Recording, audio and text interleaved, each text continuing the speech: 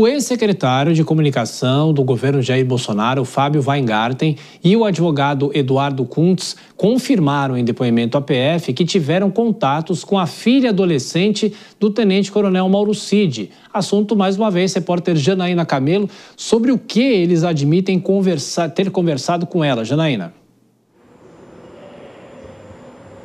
Pois é, Thiago, sobre competição de hipismo, porque o Fábio Weingarten, por exemplo, ele disse que ajudou a família de Mauro Cid a inscrevê-la em uma competição de hipismo. Então, ele negou à Polícia Federal que tenha tratado com ela sobre delação premiada de Mauro Cid. É um depoimento que aconteceu na terça-feira, Thiago, mas só hoje a íntegra desses depoimentos foi disponibilizado ali no processo no STF, né? Então, esses depoimentos aconteceram após Mauro Cid acusar a defesa de Jair Bolsonaro de ter tentado informações privilegiadas da delação premiada dele, também de ter tentado, em 2023 ainda, convencê-lo ali a trocar de defesa e ter uma defesa única dele e também de Jair Bolsonaro. E tudo isso envolvendo a família de Mauro Cid, a mãe, a esposa e essa filha menor de idade de Mauro Cid, né? Tanto que a Polícia Federal apreendeu o celular da filha de Mauro Cid para verificar ali se havia mensagens de Fábio Weingarten, Eduardo Kuntz ali a ela e identificou realmente que ela foi procurada insistentemente por eles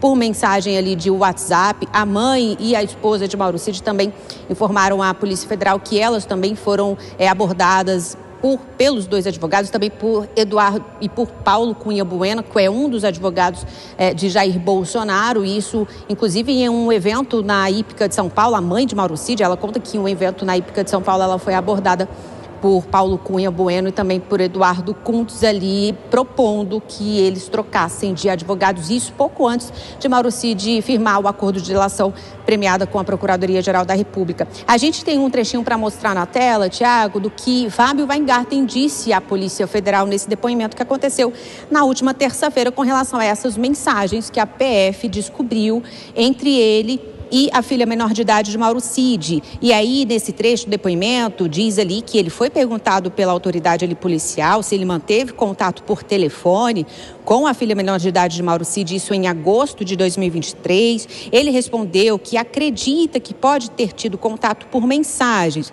que em caso de existência das mensagens, elas eram exclusivamente de solidariedade. Que ele foi perguntado também se realizou contatos pessoais após agosto de 2023 e Fábio Weingarten respondeu que não esteve pessoalmente com a filha de Mauro Cid após agosto de 2023 e que nunca tratou de nenhum assunto com ela sobre colaboração premiada, sobre a delação premiada de Mauro Cid. Lembrando que esse caso está dentro de um inquérito, Thiago, que determinou a prisão de Marcelo Câmara, né, que é réu no caso da tentativa de golpe de Estado e ele foi preso por tentar atrapalhar as investigações. Então, Fábio Weingarten, Paulo Cunha Bueno e Eduardo Kuntz também estão sendo ali investigados. A polícia quer saber se eles tentaram atrapalhar também as investigações do caso da suposta tentativa de golpe. Tiago.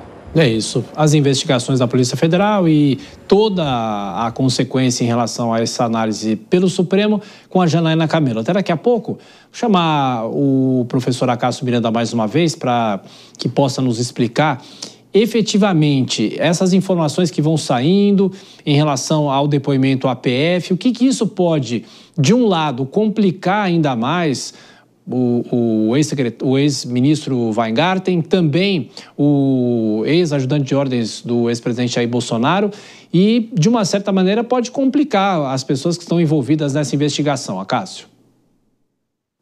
Pode complicar por algumas razões. Primeiro, olhando de forma nua, seria uma forma de obstrução à justiça. Então, todas essas pessoas, se investigados, poderiam até estar sujeitos a uma modalidade de prisão preventiva ou responderem também por esta obstrução à justiça.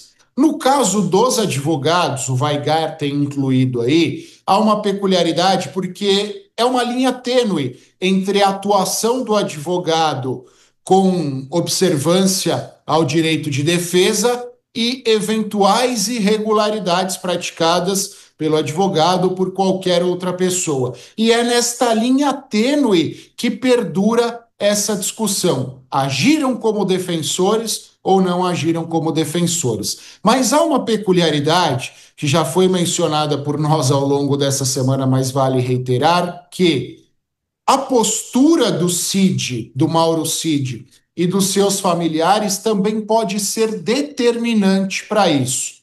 Pode ser determinante no sentido dele ter contribuído com essas pessoas e, consequentemente, ter quebrado os termos da delação premiada, termos estes aos quais ele teve que anuir quando se tornou delator.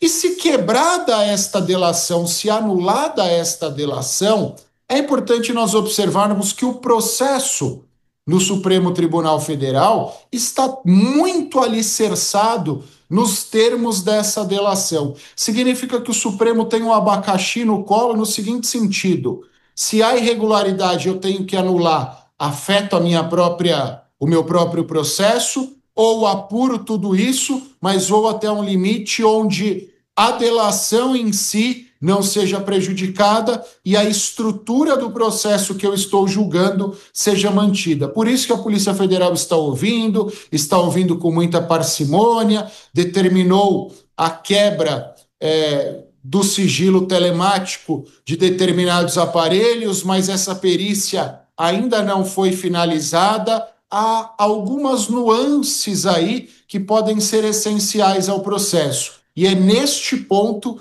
que reside toda a tensão.